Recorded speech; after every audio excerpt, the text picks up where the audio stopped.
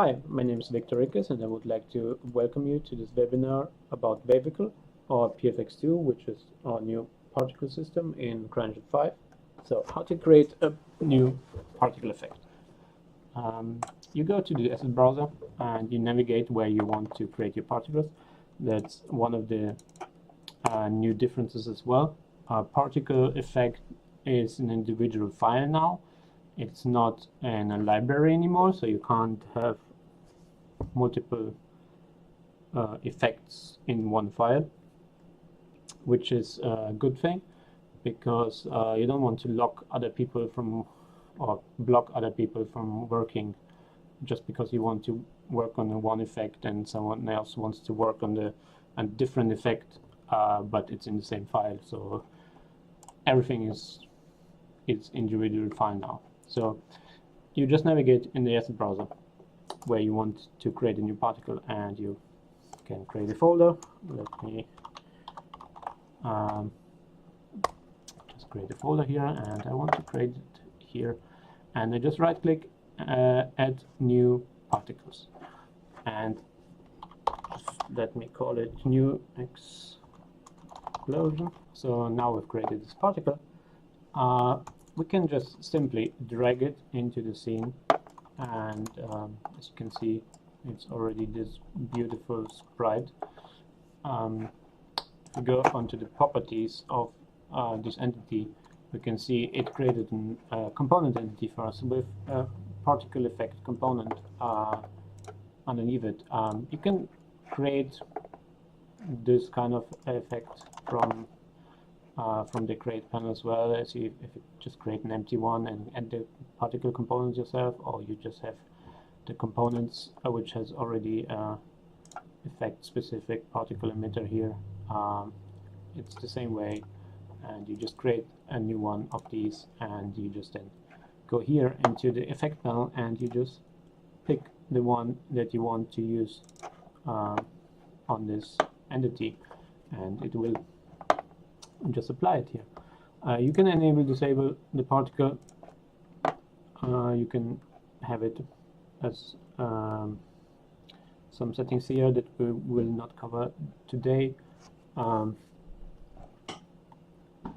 can have some settings here that we will not cover today, but we will take a look in another webinar episode, which are some more advanced settings.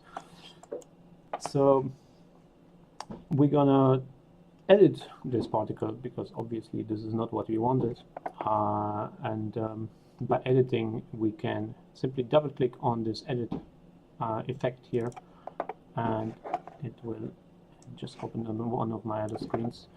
So I can just dock this one here. So now we can actually see inside this particle what's going on, how to modify. I can show you. So this is the particle UI. We have the graph, we have the inspector, and we have the curve editor. Curve editor behaves the same as in maybe track view, maybe you used it, maybe not. It's some basic understanding. Let me quickly just add the curve here. I will explain later how to add curves and everything. For now, it's just a basic curve editor. You double click, you move the curves, you move the points and tangents. You have some tangent tools here: flatten, auto tangent, step keys, break, unify. You have the property, the inspector, which will always show you the current selected feature and its settings.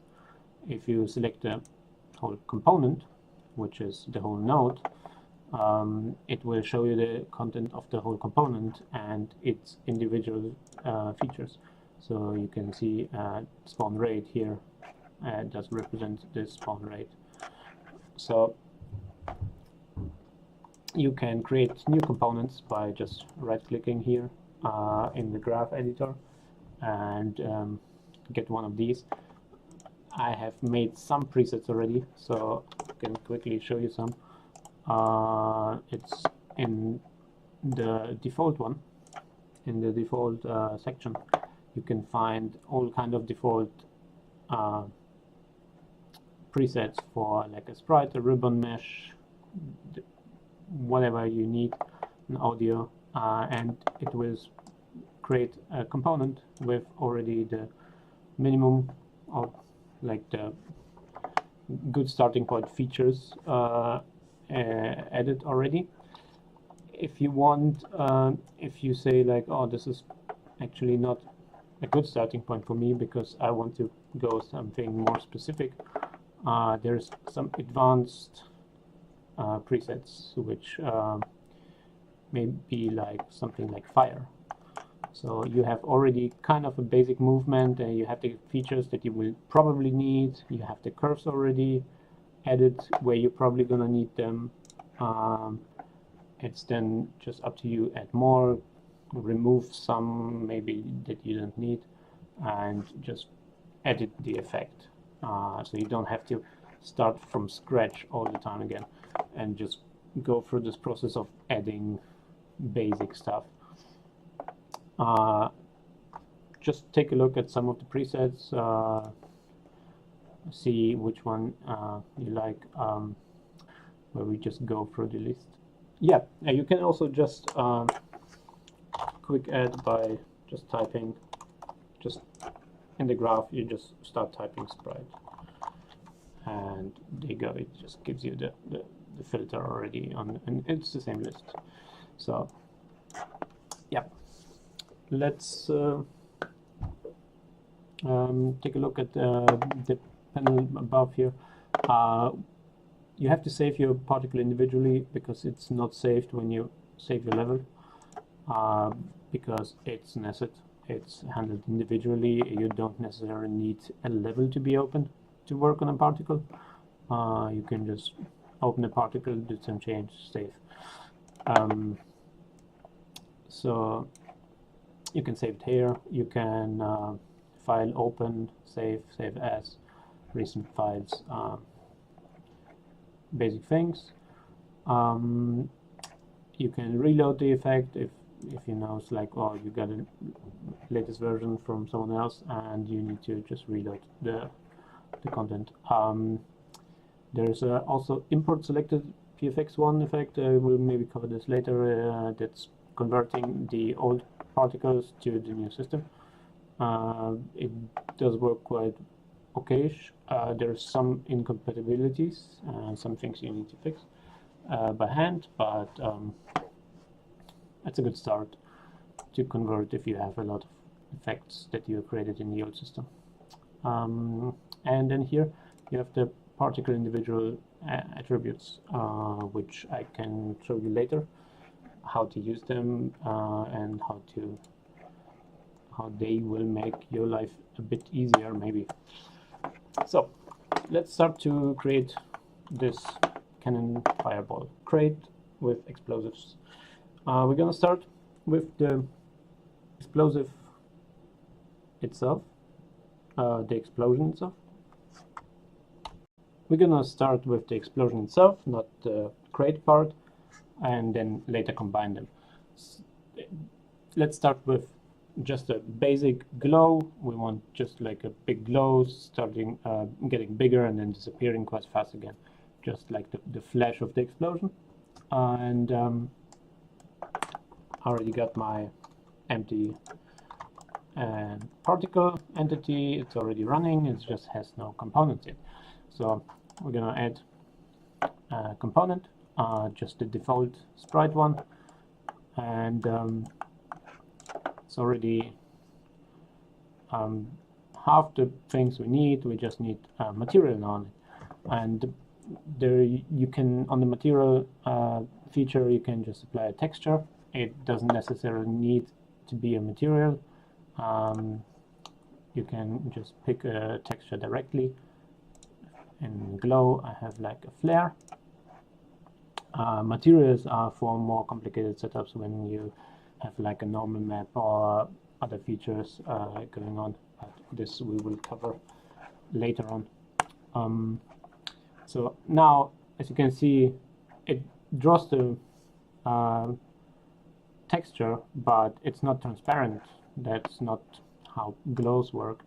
So we're gonna add appearance blending, and by default the blending mode is set to alpha, but this texture does not have an alpha channel, so we just switch it to additive, which just means it's gonna add light to the scene. It gets brighter. It can't get darker. It always adds. That's why it's called additive. How much it's gonna add is determined in the lighting. So if I get like emissive, set it to 50, it's gonna be brighter.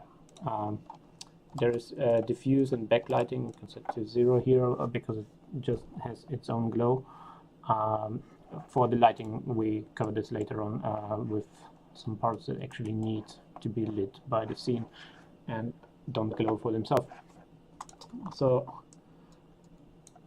this one, you can see it intersects with the floor, and also it doesn't really have like the proper size.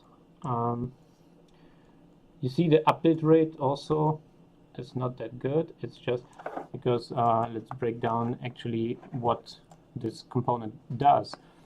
So in the render part, you can have here renders. You can can have different rendering modes: decal, mesh, ribbon, sprite. We're gonna get all of them for this effect. This one is just a sprite. So it's screen facing, and the mode here, so it always looks in my direction. It's just a 2D plane. Set up the aspect ratio. I can have spherical projection, does determine how things behave in the corners.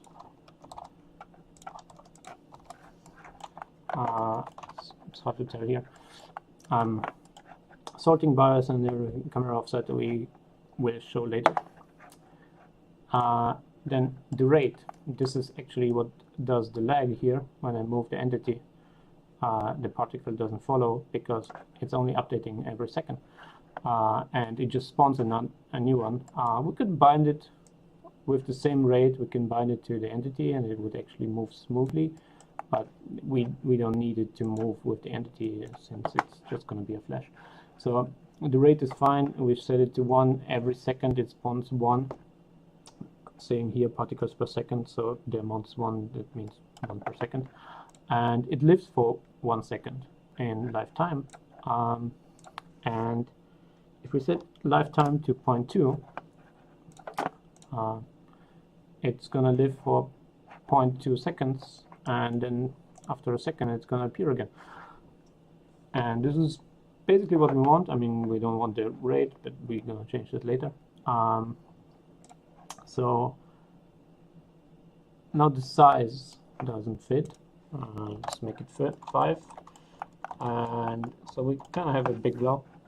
And now what we want is to make it grow, not just pop in and out.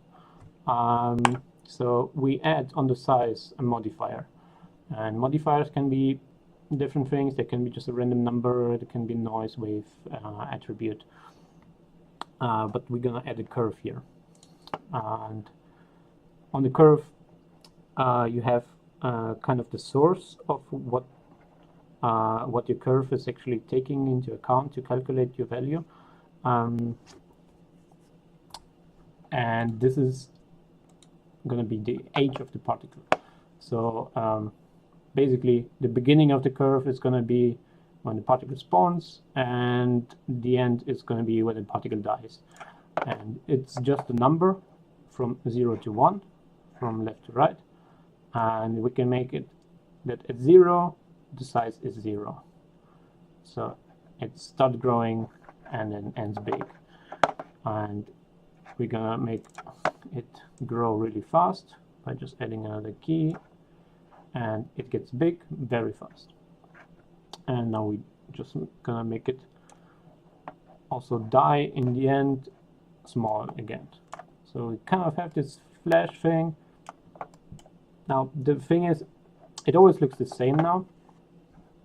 Like every flash is always the same looking streaks.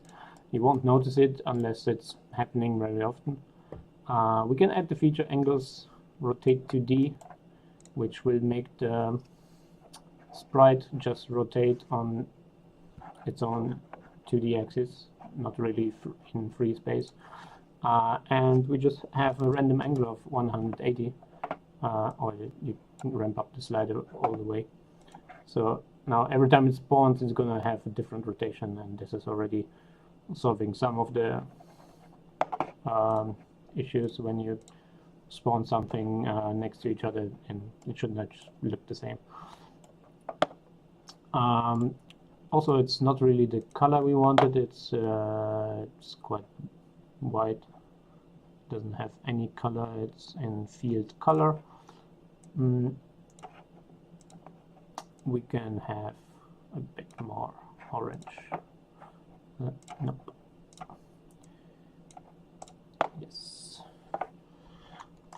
So now we have flashing glow, but still I make the time a bit longer so we can actually see. Still it intersects with the floor. If we add a feature in appearance blending, oh, not blending, sorry, blending we already have. Feature appearance soft intersect. It makes the particle intersect with the environment in a soft way, and you have a kind of value for how much.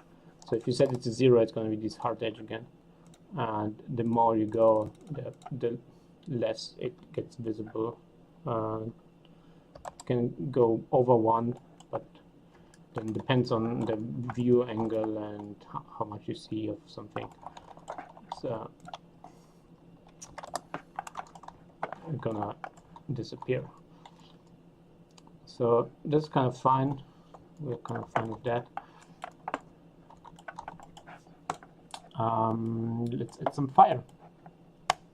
So I got, in advanced, I have explosion fire already preset, which makes just some sprites spawn.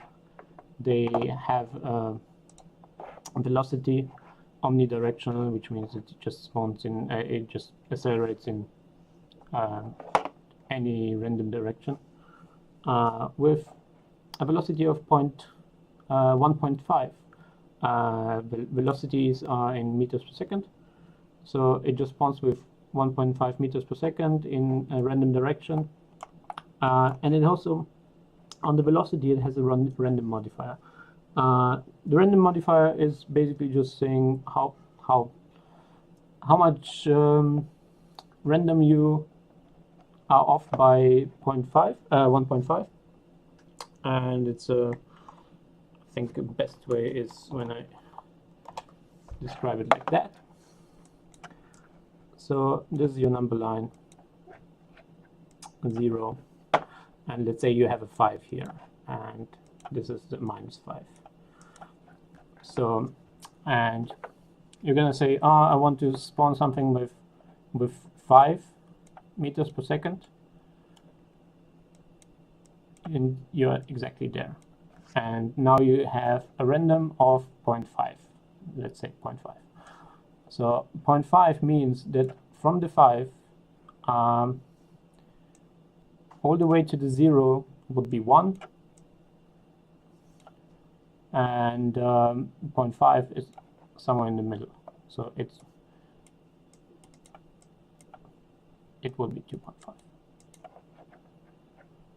So when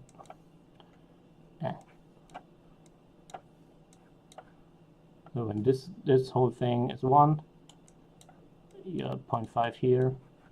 So you would, with a random of 0.5 and 5 meters per second, you would get something in between 2.5 and 5. if you want to have -5 to 5, you would say random of 2, which would go twice the way to 0, which would go to -5 to 5. So this is a simple visual way to describe it. There's of course mathematical ways that are way easier. It's just like multiply this and by that, and then you add it to or subtract it to the value. But if you just imagine it's a number line, and it just means how much you go back to the 0. So velocity of 1.5 and the random amount of 1 will give you any value between 0 and 1.5. So yeah, now, when they spawn, they move with some physics. They have gravity negative gravity, and it just pushes them up a bit, so they kind of float up. They have a bit of drag, so 2 times the drag, so it's slowing them down in the air, and they have a bit wind influence, so if there's wind in the level, it will push them to the side. So yeah, now we're just gonna add a texture here on the fire, so it actually looks like fire. And this here, as you may see, it's a sprite sheet with a pre-rendered fire animation, and we have here 8x8 grid. We added the effect doesn't know automatically that it's 8x8. You have to tell it because it could be different grids. So in the appearance texture tiling, you can just have it 8x8, and what you now see is always the first frame, because the tile count is still set to 1. There is a reason for that, why you can limit it. We can talk about this in another episode. For here, you just want the tile count to be the full range of 8x8. So it would be 64, but since we have the fancy input fields here, we actually use it here for once. So in any CRYENGINE input field or dialog, you can just do math operations. So if you would type in 8x8 here and press enter, you actually get the 64. So you don't have to calculate math anymore. The engine does it. So yeah, you do 8x8 here again to tell the animation frame count to pick up 64 frames and play them back. And the cycle mode is set to 1 once, so, and the frame rate to 0, which means when the frame rate is at 0, it will pick up the lifetime and tries to play back the whole frames along the lifetime. So it's in 1 second it's going to play back the whole thing. So it's going to end on the last frame when the thing dies. You can have different frame rates, like 30, so it plays back slower. You can have faster. You see if it runs out of frames. If you set it to once, it will just stop. If you set it to loop, it will just start again. If you set it to mirror, it goes backwards. We want it to be once. And here again we have blending mode. Should be additive, because we don't have an alpha channel. And lighting, it's gonna emit some light again.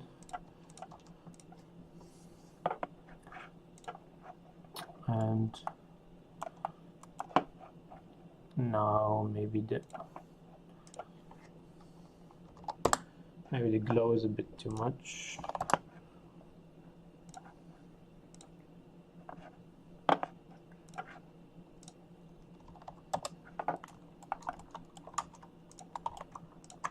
Bring it a bit further. So yeah, we have now kind of a glow, which I still don't like. Of course, the glow is too much. I haven't looked at the timing at all. Okay, so now they could run out of sync, because at the moment nothing is syncing them together. The glow is just spawning once a second, and the fire spawns 10 sprites, and then after a second it restarts. So you get like 10 per second, but just like 10 at once, and then you wait a second and you get another 10. What we want to do is take away the restart here, because we actually want it to only happen once. And now we can just get rid of the rate here in the glow and use the count. So it actually just spawns one glow and the fire, and then it's gone again. Now, to be working on it, I would like to have a timer though that would just like every second it's spawning some children of it with the second gen on spawn. It's gonna trigger the start on the glow, which I can rename here. So this is my glow and this is my explosion fire. So every second this timer ticks or spawns on spawn, and triggers the glow and explosion fire to trigger with it. So if I would increase the rate here 10, I would increase both at the same time. And if I go 0.5, it's going to be more rare. But all of them at the same time, I don't have to tweak multiple values. So I can add offsets. Now bear in mind, I did create this timer from the parent timer here. It's not a really different component. Any component can be a timer. Any glow can have on second gen just on spawn. I could do that, and it's totally fine. This is just a preset. All of these are just presets, and they can be crafted from scratch, and they can be combined. They can have all the same functionality in one node. So yeah. Now we're gonna add some sparks. There is a preset for that too. And this one we're also gonna bind here, and they also just have omnidirectional velocity with some random value. Can increase that a bit, make it a bit more random. And now you see it's like the small dots, they're just squares. It's actually fine to just keep them squares. We don't even need a material for them. We're just gonna add a color, field color.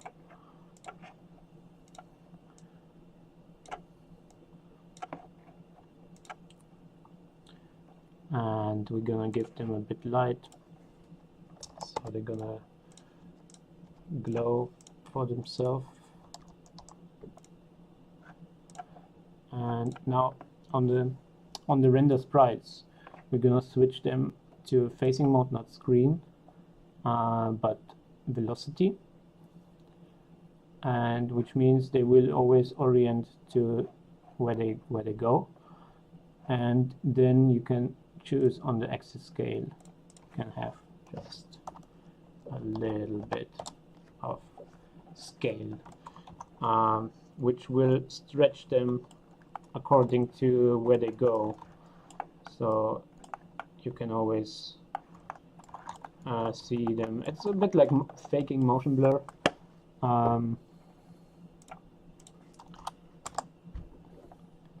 Yeah. So maybe make them a bit more orangey, a bit less light, so they keep a bit more color. And as you can see, they come already predefined with opacity, curve, same principle here. The curve just goes down on the edge. It gets more transparent. And what they also have is on the physics, they have a turbulence. We have 3 different turbulence modifiers. Brownian is the cheapest one. It's just like random noise Brownian operation. Then we have simplex, which does require a bit of drag to make actually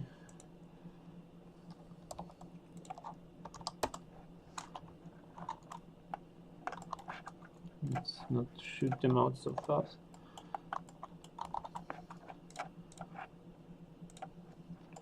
So you see, this is how simplex behaves. You can set the size, so it's, if you have the size quite big, they move kind of together.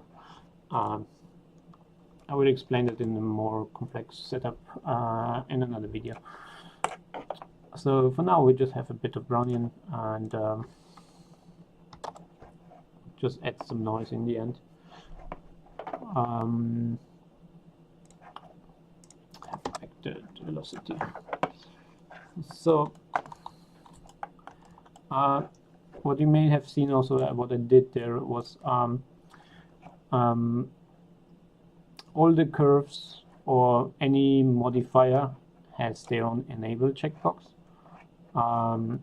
It's best seen on, well, let's see, well, on the glow. Let's see. Okay, so I'm gonna solo the glow so we don't see the other ones. And now on the size, we have the curve for growing in size, and anytime I can just enable and disable this curve just to see what it's actually affecting, or just want to see how it's gonna look with this curve off, or maybe I want like another curve to be here and I want actually to see like a different behavior. So I check this curve, like no, I don't like it, I go back to the other one. Things like that. You can really easy iterate or make variations of it and then see which one you like.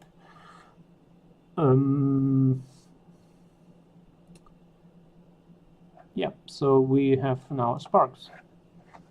Now all the things are bright, but they actually don't illuminate the scene. As you can see, nothing gets lit. We can add a light by just adding a light component, and it's not really a light component, it just has the light feature in it. You can add the light feature to any of these, but I like to have it in a separate one so I have full control and can just enable disable it quickly. So ramp up the intensity like 50. You see the radius is quite small. Gonna make the radius 50 as well, and it has the same thing here. It has a rate. We delete it. We have a set it just to count 1. We set the time to be 0.15, just really quick flash, and the opacity is actually what's controlling the light intensity basically. So we have something like that. It's maybe it's a bit too bright. I don't know. We also change the color to something orangey.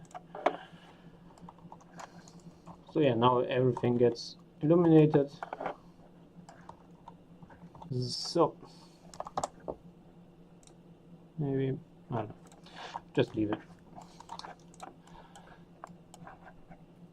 We save and we continue to some smoke. So we're gonna add some more some smoke, which is basically behaving a bit like the fire, so we can reuse the explosion fire for it, and we just modify it so it looks a bit like smoke. We just pick a material again, which is gonna be have something smoke.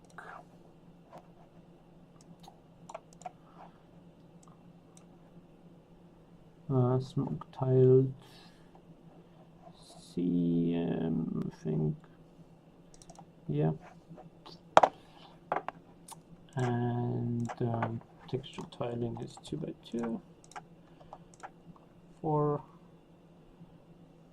and make them blend. They are not really an animation, but with frame blending you can just make them not poppy, but they just blend into each other, and when they're fast enough, when they just disappear quickly, it's fine. What we're gonna do is with them, we're gonna make them dark.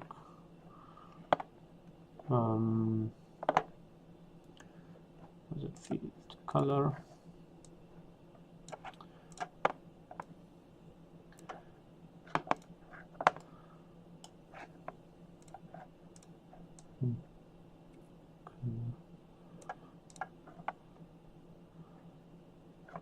So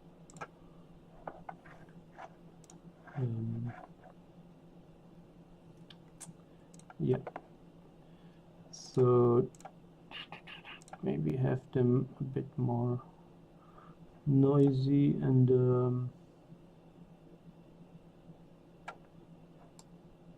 what is it, texture tiling? Yeah, just have the frame rate a bit more, maybe 10, no, 15, and loop, no, 10.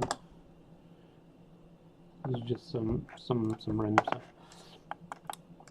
Now what I wanted to do with them actually is just have them a bit shoot out faster, make more drag so they shoot out faster but also stop quicker, and make them velocity based with some scales so they stretch a bit.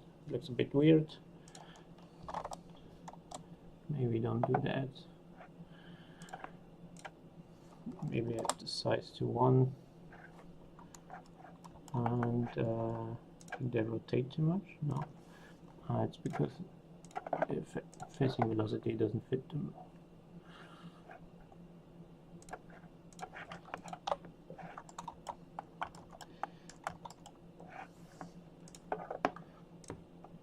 It's also not the best smoke texture, of course. If you have a better simulated one, it's gonna look way better, of course. Just for this one, it doesn't really matter. What I wanted to show with this one is actually, as you can see, the smoke is covering the fire. Depending on how you look at it and everything. What you can do is, in the sprite there is a sort bias. You can move it back so it's always behind, so like the things with the higher number will be in front, inside the particle. So if you set it to 1, it's going to be, or like greater than 0, it's always going to be in front of it. If you set it to something less than 1, less than 0, it's going to be behind, because the fire is set to 0. And it's not always what you want. And particle sorting is always a bit tricky, and we may need some improvements there as well. But yeah, for this one it's fine to do that, and then just add some more smoke for the long-term smoke. And maybe also this fire just needs a bit less time.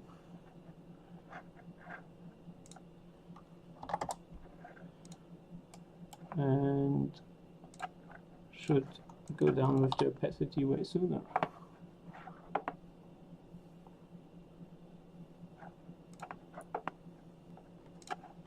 So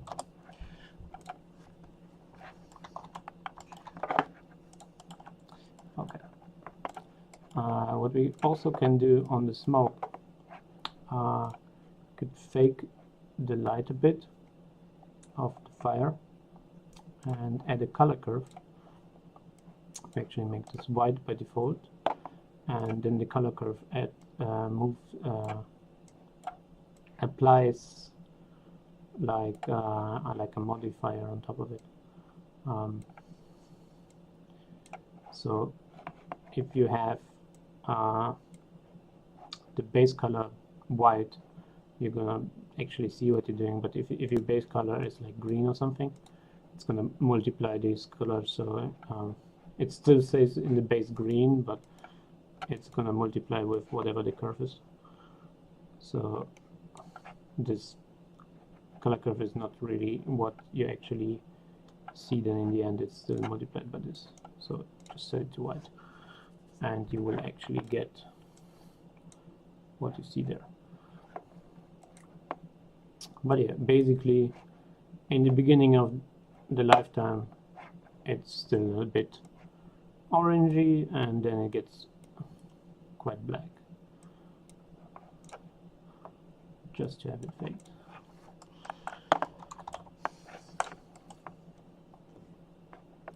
We're gonna add some more smoke, and for time reasons I'm just gonna copy it from the other one,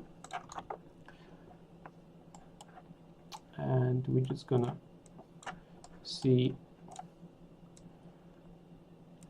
what it actually does and how it does it. So we're gonna solo the smoke, and you see it's shooting out this plume of smoke, which is a material. And this material, you can, when you hover here, you can see it uses a diffuse and a normal map texture.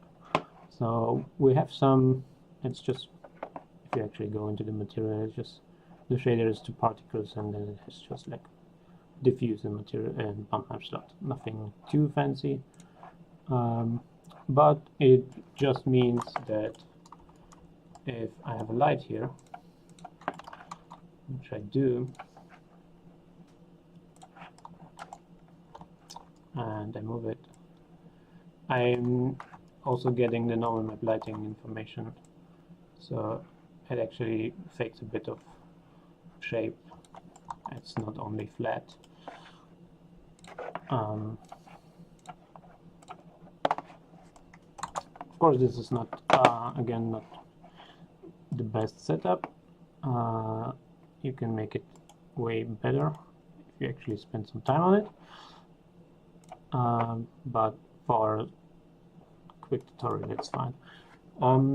Yeah, so it just uses the material. It's again texture tiling, just a 10 by 10.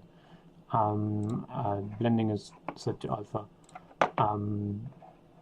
Physics, some some drag.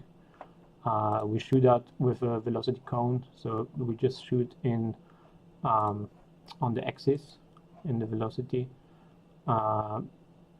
We just have a direction like a z up, so this is x, y, z. The vector is 1 on x, on z, so if you see like the pivot here, it shoots out in this direction. And yeah, it shoots out with the cone, it shoots out with an angle of 20 degrees, but again with a random modifier on it. And then the only new thing is it uses, for the curve on the velocity, it doesn't use h or anything, but we have used h only for curves. This one uses spawn fraction. Spawn fraction is for a finite amount of particles that's going to be spawned. So for this one, the count is set to 15, and the duration is 3.5.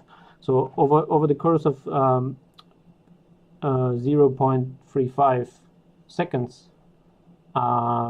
it's gonna spawn 15 sprites, and the 15 sprites are gonna be labeled with a number from 0 to 1.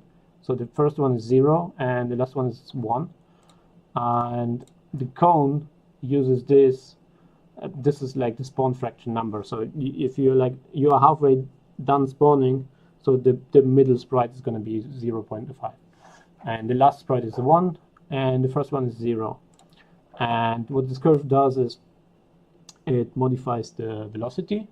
So the first one you see here, the 0, the sprite 0, spawns with a very high velocity, and then the more it progresses, the slower they get, and the last one just stays in place. So this is why you get this difference in height, and it's a good way. Not if you use random, if you just use random velocity, you could end up with just high numbers, so you don't have anything in the lower region, and then you only have smoke up there.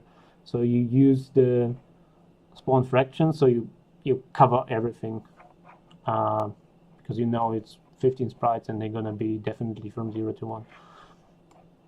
And yeah, so this is what spawn fraction means. It's basically it's what this effect does. Achieved with CRYENGINE.